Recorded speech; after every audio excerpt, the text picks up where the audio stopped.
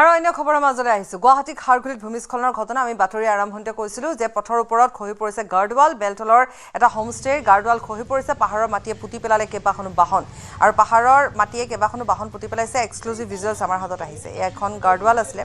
আৰু ইতিমধ্যে কৈ আছো যে নেৰানেপেৰা বৰষুণ এই বৰষুণৰ ফলত যিবোৰ নিৰ্মাণ কাৰ্য এই পাহাৰৰ ওপৰত কৰা হৈছে এই নিৰ্মাণ কাৰ্যসমূহৰ অনুমতি ঠিকেই দিয়া হৈছে কিন্তু এই পাহাৰসমূহৰ মাটি কোমল হৈ পৰিছে গতিকে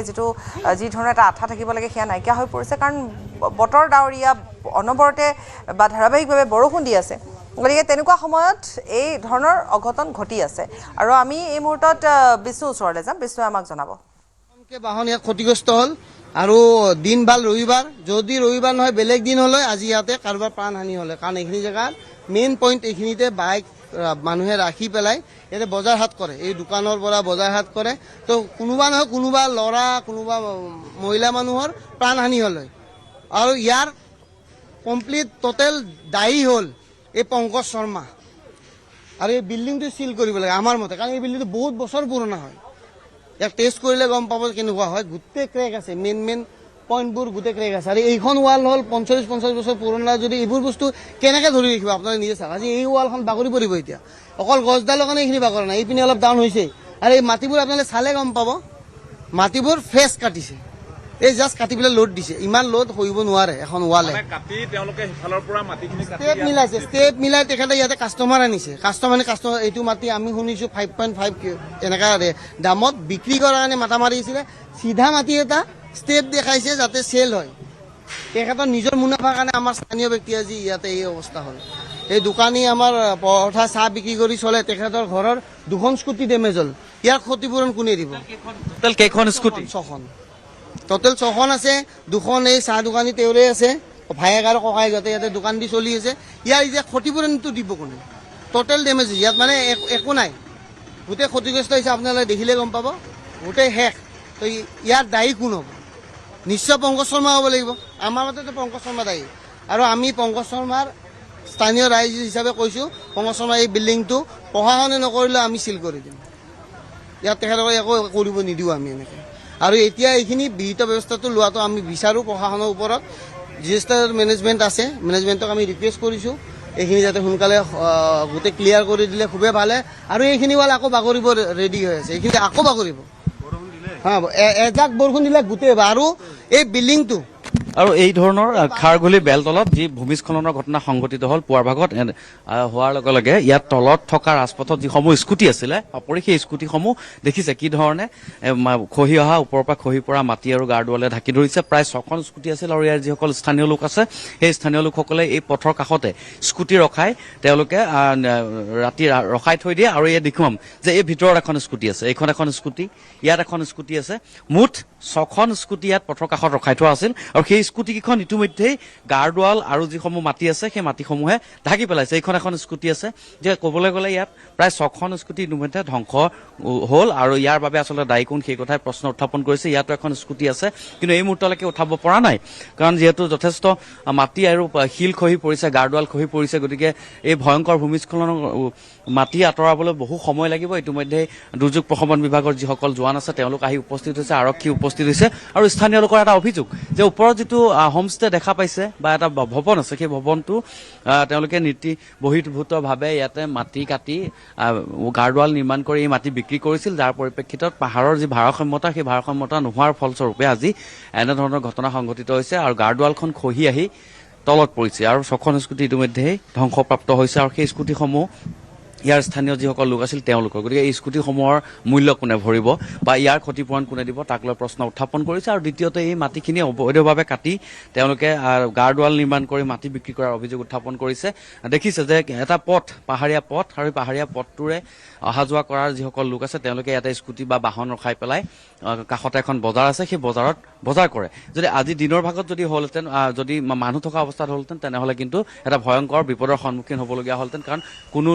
বহু লোকৰ হয়তো প্ৰাণহানি হ'লহেঁতেন এই মুহূৰ্তত এটা ভাল খবৰ যে ইয়াত সেই সময়ত কোনো লোক উপস্থিত নাছিল কোনো ব্যক্তি উপস্থিত নাছিলে কিন্তু তেওঁলোকে ৰখাই থোৱা 6খনকৈ স্কুটি ইতিমধ্যে সম্পূৰ্ণৰূপে ধ্বংসপ্ৰাপ্ত হৈছে গাৰ্ডৱাল খহি পৰিছে শিল আহিছে ওপৰৰ পৰা শিল আৰু মাটিয়ে পুতি পেলাইছে আৰু এই 6খনকৈ স্কুটি এই ইয়াৰে স্থানীয় লোকৰ আৰু তেওঁলোকে ইয়াতে ৰখাই থৈ নিশাও ইয়াত যিহেতু থোৱাৰ অসুবিধা হয় গোটেই নিশা ইয়াতে স্কুটি ৰখাই তেওঁলোকে থৈ দিয়ে আৰু নিশাৰ ভাগত যদি এই ঘটনা সংঘটিত হ'লহেঁতেন এটা ভয়ংকৰ ঘটনাৰ সন্মুখীন হ'বলগীয়া হ'লহেঁতেন এই মুহূৰ্তত ডিজাষ্টাৰ মেনেজমেণ্ট অৰ্থাৎ প্ৰাকৃতিক দুৰ্যোগ প্ৰশমন বিভাগৰ যিসকল জোৱান তেওঁলোক আহিছে কিছু সময়ৰ প্ৰয়োজন হ'ব মাটি যথেষ্ট খহিছে গাৰ্ডৱাল খহিছে শিলো খহি আহিছে পাহাৰৰ ওপৰৰ পৰা এটা বিশাল অঞ্চল ভূমিস্খলনৰ কবলত পৰিছে আৰু সেইখিনি আঁতৰ কৰিবলৈ হ'লে বা এই পথটো মুকলি কৰিবৰ কাৰণে যথেষ্ট সময়ৰ প্ৰয়োজন হ'ব আৰু বাৰেপতি দুৰ্যোগ প্ৰশমন বিভাগে গুৱাহাটীৰ কেইবাটাও 364টা অঞ্চল ইতিমধ্যে ভূমিস্খলন প্ৰৱণ অঞ্চল হিচাপে বা স্পৰ্শকাতৰ অঞ্চল হিচাপে চিহ্নিত কৰি দিছিল আৰু চিহ্নিত কৰি সতৰ্ক হৈ থাকিবৰ কাৰণে জনসাধাৰণক আবেদন জনাইছিল বা তেওঁলোকে অনুৰোধ কৰিছিল কিন্তু এই মুহূৰ্তত যিটো আপোনালোকে দৃশ্য দেখি আছে আমাৰ স্ক্ৰীণত এইটো ভূমিস্খলন প্ৰৱণ অঞ্চল নাছিল যদিও ইয়াৰ যি আন্তঃগাঁথনি আছিল ইয়াৰ যি আচলতে যি পৰিকাঠামো আছিল সেই পৰিকাঠামো সলনি কৰাৰ ফলস্বৰূপে এনেধৰণৰ এটা ঘটনা সংঘটিত হ'ল আৰু ইয়াত যি মাটি খহি অহা দেখিছে এই মাটি আচলতে পাহাৰৰ মাটি নহয় বুলি স্থানীয় লোকে দাবী কৰিছে তেওঁলোকৰ মতে এই মাটি আচলতে ফিল আপ কৰি এই সমান কৰিবলৈ চেষ্টা চলোৱা হৈছিল অন্য স্থানৰ পৰা আনি আৰু সেই যিজন ব্যক্তি পংকজ শৰ্মা বুলি এজন ব্যক্তিৰ নাম উল্লেখ কৰিছে আৰু সেই মাটিখিনি বিক্ৰী কৰাৰ বাবে তেওঁ এটা যুঁজা চলাইছিল বা এনেধৰণে গাৰ্ডৱাল নিৰ্মাণ কৰি মাটি বিক্ৰী কৰিবৰ কাৰণে চেষ্টা চলাইছিল যাৰ ফলস্বৰূপে গাৰ্ডৱালে যি বহন ক্ষমতা আছে সেই বহন ক্ষমতাকৈ বেছি হোৱাৰ বাবে খহি পৰে মাটিসহ আৰু ছখন স্কুটি আজি এনেধৰণে ধ্বংসপ্ৰাপ্ত হয় আৰু স্থানীয় যি লোক আছিল তেওঁলোকে এতিয়া এই স্কুটিসমূহৰ খৰচ বা স্কুটিসমূহৰ ক্ষতিপূৰণ কোনে দিব তাক লৈ প্ৰশ্ন উত্থাপন কৰিছে এই মুহূৰ্তত আমি স্থানীয় লোকসকল আছে তেওঁলোকৰ সৈতে কথা পাতিম কিমান সময়ত হৈছিলে ঘটনাটো এইটো 10টা ভিতৰত হৈছিলে আৰু 10ৰ ভিতৰত স্কুটি কেইখন আছে স্কুটি টোটেল এখন বাইক আছে বাকী সব স্কুটি আছে টোটেল 6খন অৰ্থাৎ 5খন স্কুটি এখন বাইক এইখিনি কাৰ আছিলে স্কুটিখিনি কাৰ আছিলে স্কুটি মোৰ এখন আছে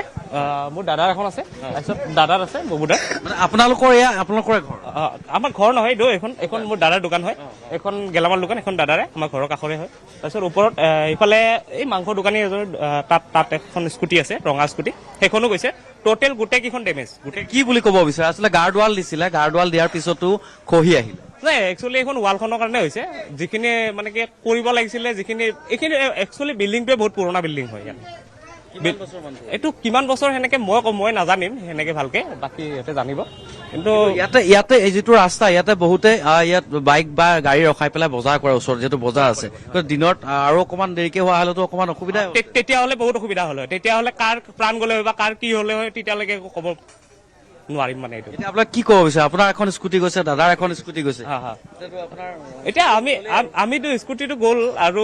তাৰোপৰি দাদাটো জাষ্ট পৰঠা জাষ্ট চাহৰ দোকান এখন আছে কিবাকে চলি আছে জাষ্ট ঘৰ অহা যোৱা কৰি থাকে বা বজাৰত কিবা বস্তু আনিব যায় সেইখিনিয়ে দাদাৰ কাম জাষ্ট কিবাকে চলি থকা মানুহ এতিয়া যদি সেইখিনিৰ কাৰণে যে সেইখনৰ কাৰণে যদি আপ ডাউন ইমান পাহাৰ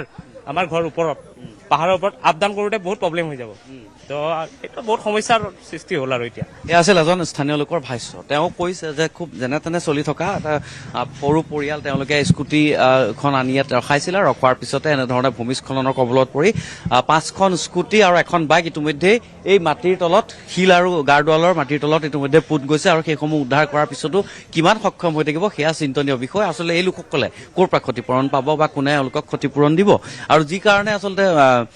যি ভূমিস্খলনৰ ঘটনা সংঘটিত হ'ল গাৰ্ডৱাল যদিও নিৰ্মাণ কৰা হৈছিল গাৰ্ডৱালখন সবল শক্তিশালী নহয় দ্বিতীয় কথা তেওঁলোকৰ অভিযোগ কৰিছে কেইবাজন স্থানীয় ব্যক্তিয়ে অভিযোগ কৰিছে যে গাৰ্ডৱালখন নিৰ্মাণ যি কৰিছে আচলতে প্ৰকৃতিসৃষ্ট যি ভূমি আছিল সেই ভূমিত আকৌ নতুনকৈ মাটি ফিল আপ কৰি নিৰ্মাণ কৰিছিলে আৰু সেয়া বিজ্ঞানসন্মত নাছিল যাৰ পৰিপ্ৰেক্ষিতত এনেধৰণৰ এটা ঘটনা সংঘটিত হ'ল কিন্তু ভাল খবৰ এইটোৱেই এই মুহূৰ্তত যে কোনো লোক হতাহত নহ'ল বা কোনো লোক আঘাতপ্ৰাপ্ত নহ'ল বা মৃত্যু দুৱাৰলৈ যাবলগীয়া নহ'ল এই মুহূৰ্তত এই যিটো ঘৰ আছে ওপৰত থকা বাসভৱনটো যথেষ্ট পুৰণি প্ৰপৰি সেই বাসগৃহটোৰ বিৰুদ্ধে ব্যৱস্থা ল'বলৈ আহ্বান জনাইছে স্থানীয় লোকসকলে ধন্যবাদ বিষ্ণু